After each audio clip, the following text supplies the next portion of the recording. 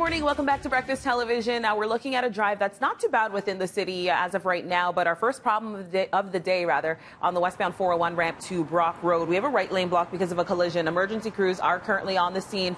It doesn't seem to be adding to delays on the actual ramp. However, leading up to that ramp on the westbound 401, it is quite the slow drive. And then you'll find delays through Scarborough on the westbound 401 from Nielsen to McCowan in the Express and through Kennedy in the Collectors. On the flip side, eastbound 401 busy approaching Mavis to about here, Ontario. We're also looking at delays Islington to about Weston, both in the Express and Collectors, which is what you're looking at here.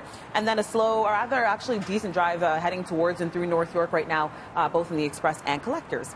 C-Bond Denture Adhesive Seals provide stronger all-day hold thanks to their unique gradual release technology. C-Bond, wildly adhesive.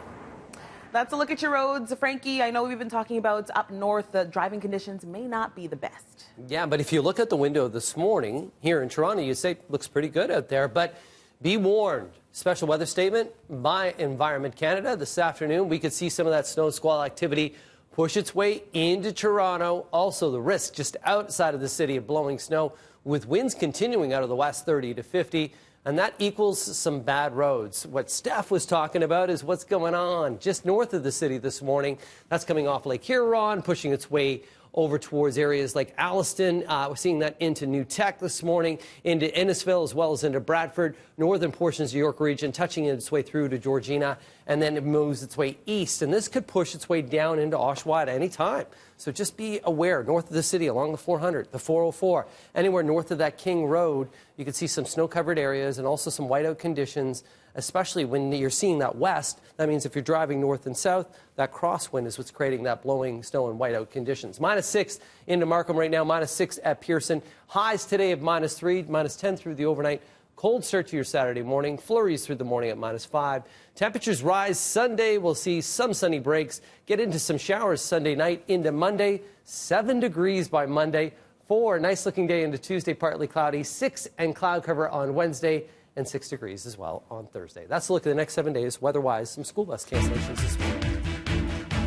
And some is an understatement. We have a number of them, Frankie, so let's get right to them right now. Here is what's going on with your school buses.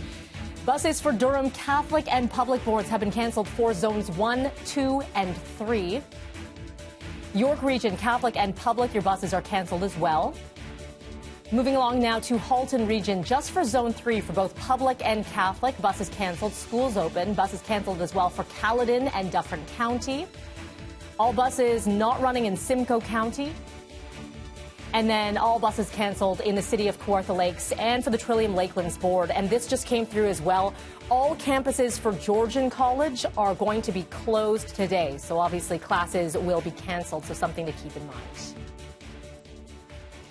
All right, students may have to get up a little earlier or stay a little bit later in class next September as the Toronto District School Board implementing new cost-saving measures. What does it mean? Well, 131 schools will start between 8:15 and 9:15 in the morning, and the end of the day will stagger from a 2:45 to 3:45 end. The changes are being implemented to use fewer buses to transport students, and that's going to mean savings for the board of about $2.5 million. Now, the board says they know it will affect parents, but they have given this 6 months now for you to make adjustments. We know that there is going to be a range of reactions to this. We're trying to work with them as best we can to make this as smooth a transition as possible. We're trying to give them as much time, 6 months notice, so that they can make any necessary arrangements if necessary. And the board also saying it's good for the environment, saying it will reduce their carbon footprint by approximately 2,750 metric tons per year. Well, what would make a $1 million plane mysteriously burst into flames? The 680 News reporter Carl Hansky has the very latest from this developing story out of Buttonville Airport this morning. You can see a hole in the fence here on the south side of Buttonville Airport and tracks in the snow that lead to that Dassault Falcon 50 bizjet that is now destroyed by fire here at Buttonville Airport. Sometime overnight, it appears someone cut a hole in the fence, walked up to that plane, and lit it on fire. Police did found a gas can on scene. They're not sure, though, if this is a random act of arson or if the plane or the owner were targeted for reasons unknown. Now, this plane, when new, was worth about $21 million. This one is 40 years old, built in 1980. It's worth around $1 million, but as you can see from the damage, is now a write-off. Just outside Buttonville Airport. I'm Carl Hansky, 680 News.